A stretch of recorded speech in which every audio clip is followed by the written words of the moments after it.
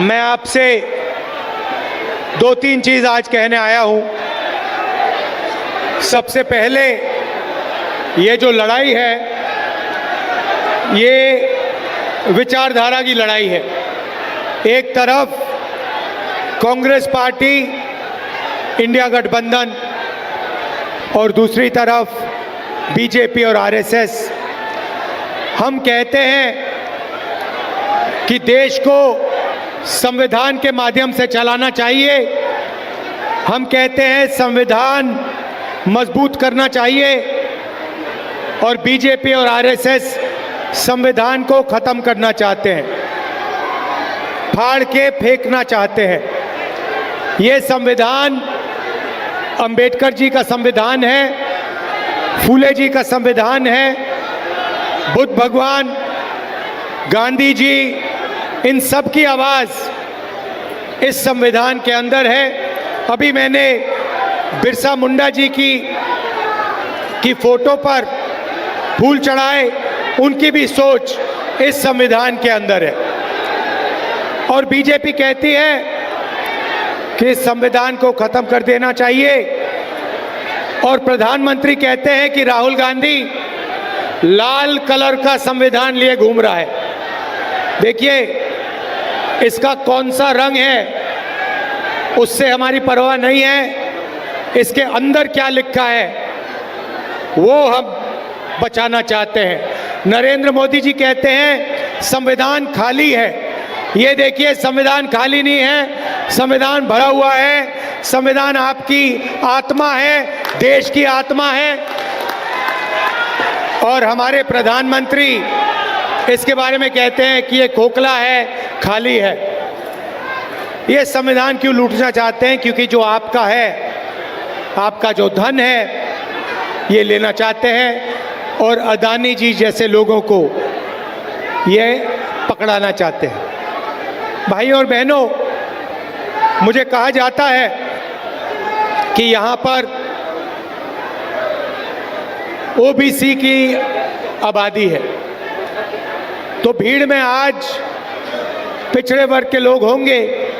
मैं आपसे सवाल पूछना चाहता हूं, क्या आपको मालूम है हिंदुस्तान में कितने पिछड़े वर्ग के लोग हैं? कोई जानता है? यहाँ पे हिंदुस्तान की आबादी में पिछड़े वर्ग कितने हैं? कोई बता सकता है मुझे? अच्छा बताओ, दलित कितने हैं हिंदुस्तान में? कितने परसेंट है? कोई नहीं बता सकता। आदिवासी कितने हैं? कोई नहीं बता सकता। पिछड़े कितने हैं? कोई नहीं बता सकता।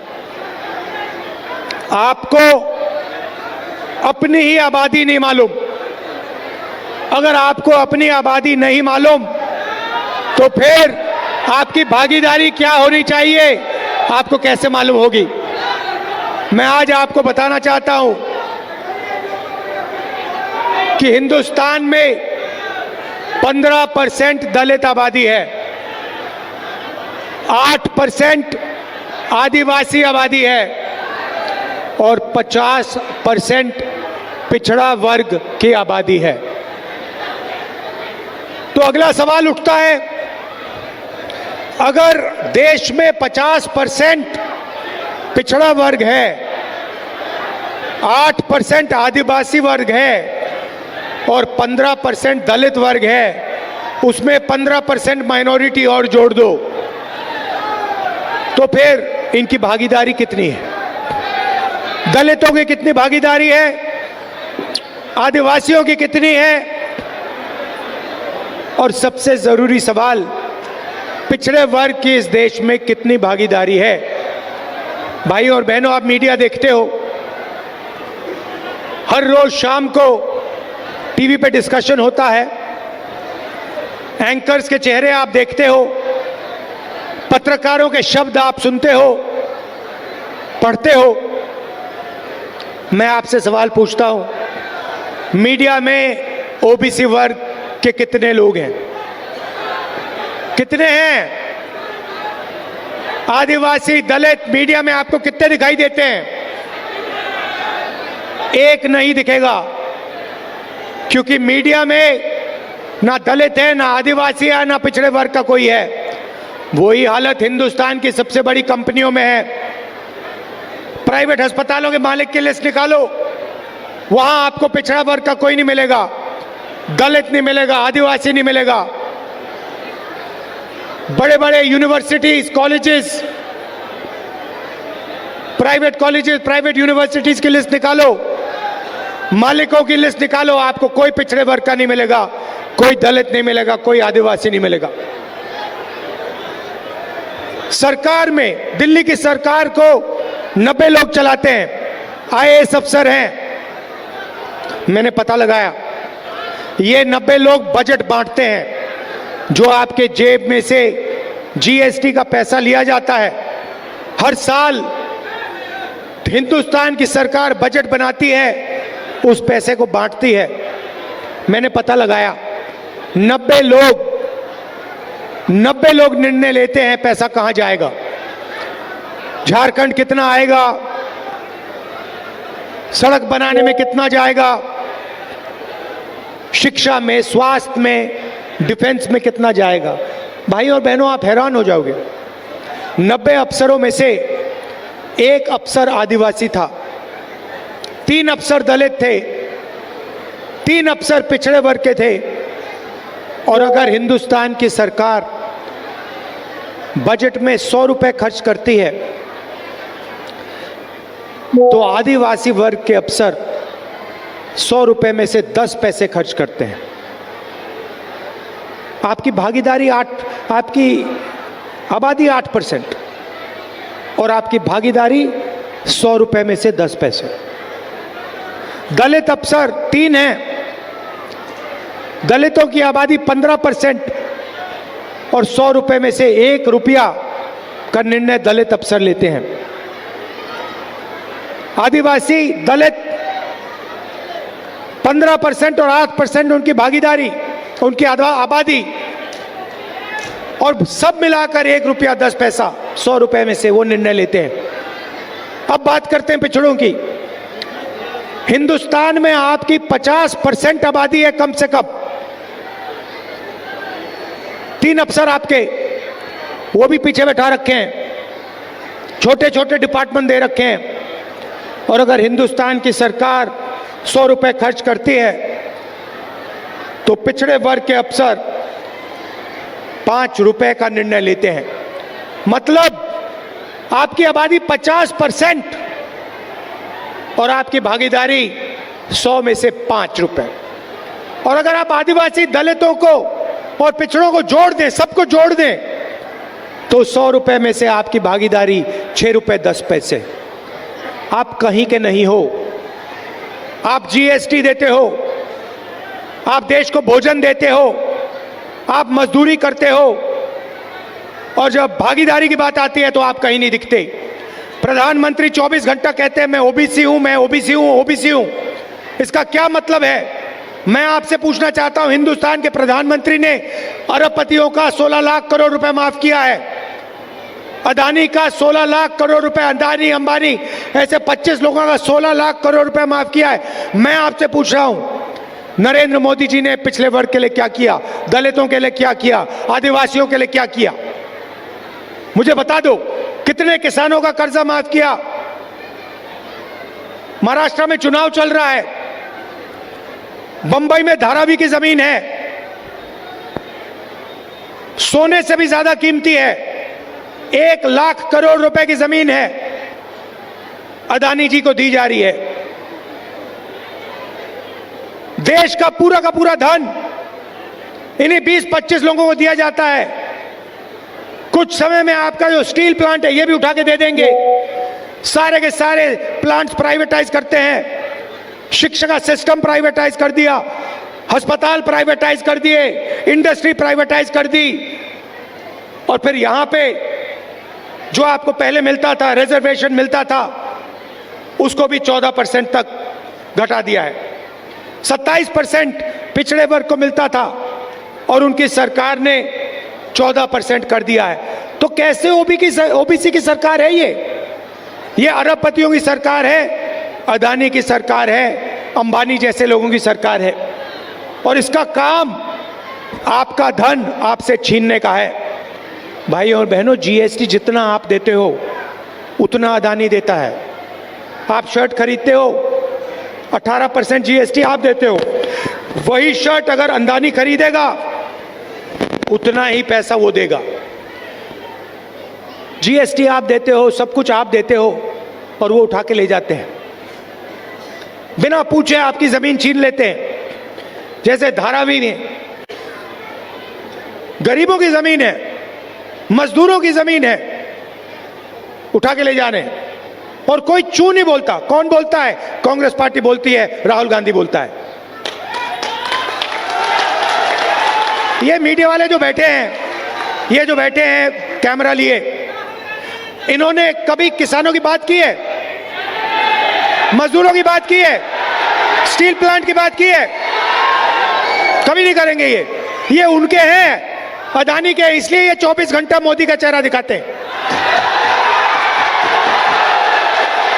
जो गरीबों की बात करेगा, जो धारावी की बात करेगा, जो बोकारो स्टील प्लांट की बात करेगा, जो मजदूरों की बात करेगा, उसको ये गाली देंगे और उसका चेहरा ये कभी नहीं दिखाएंगे, क्योंकि ये अदानी के हैं, अंबानी के हैं, बड़े बड़े अरबपतियों के हैं, आपके नहीं है।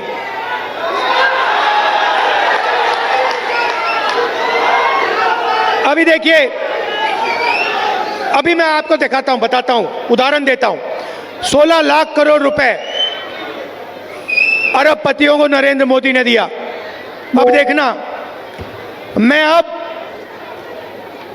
छोटी सी बात कहने जा रहा हूं कि हम हिंदुस्तान, उन्होंने 16 लाख करोड़ रुपए अरबपतियों को दिया। मैं महिलाओं को बैंक अकाउंट में पैसे देने की बात करूंगा अभी 2 मिनट में, और फिर आज शाम को देखना, इसके बारे में मीडिया में कहीं नहीं सुनने को मिलेगा।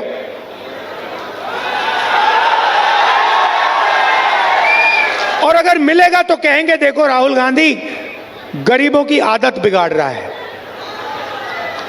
वहां जाता है पैसा, अदानी को जाता है तो आदत नहीं बिगड़ती, मगर किसान के बैंक अकाउंट में जाता है, महिला के बैंक अकाउंट में जाता है, बेरोजगार युवा के बैंक अकाउंट में जाता है तो आदत बिगड़ जाती है।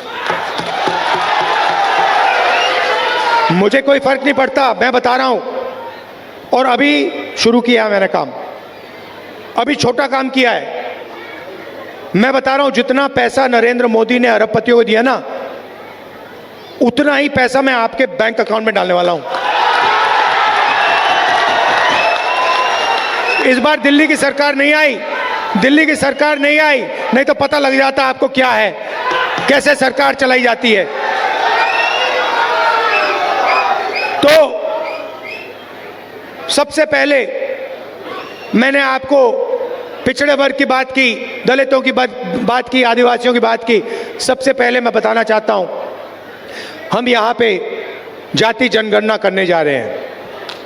दूध का दूध, पानी का पानी हो जाएगा, सबको पता लग जाएगा किसकी कितनी भागीदारी है, कौन से वर्ग के हाथ में क्या है, कितनी जमीन किसके हाथ में है, कितने बिजनेस किसके हाथ में, मीडिया में कितने पिछड़े वर्ग के लोग हैं, दलित कितने, आदिवासी कितने हैं। हम देश की एक्सरे करने जा रहे हैं और इससे आपको पता लग जाएगा कितनी बेईमानी की जा रही है और आपका कितना धन आपके आंखों के सामने चोरी किया जा रहा है। और यही काम हम झारखंड में करेंगे, जाति जनगणना। दूसरा काम और सबसे बड़ा काम, मैया समान, नाम सुना है? झारखंड की महिलाएं, आप सुनिए, जैसे उठकर हर रोज अदानी अपना बैंक अकाउंट चेक करता है ना, वैसे ही हर महीने जब झारखंड की महिलाएं सुबह सुबह अपना बैंक अकाउंट चेक करेंगी, उसमें हर महीने झारखंड की सरकार ने हर महिला के लिए 2500 रुपये डाल दिया होगा।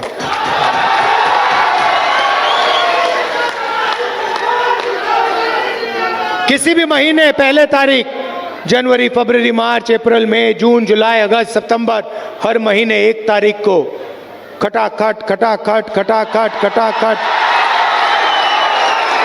झारखंड की महिलाओं के बैंक अकाउंट के अंदर 2,500 रुपए। और फिर आप जाएंगी, पता लगेगा 450 रुपए का सिलेंडर हो गया।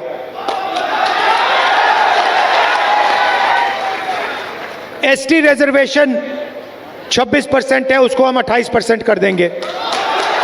एससी रिजर्वेशन 10% है, उसे 12%, और ओबीसी रिजर्वेशन 14% है, उसको हम 27% कर देंगे।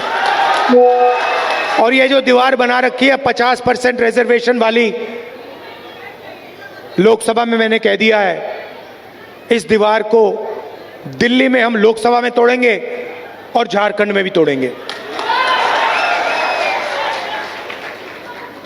7 किलो राशन हर गरीब व्यक्ति को हर महीने मिलेगा और 15 लाख रुपए तक का आपको स्वास्थ्य बीमा योजना में मिलेगा।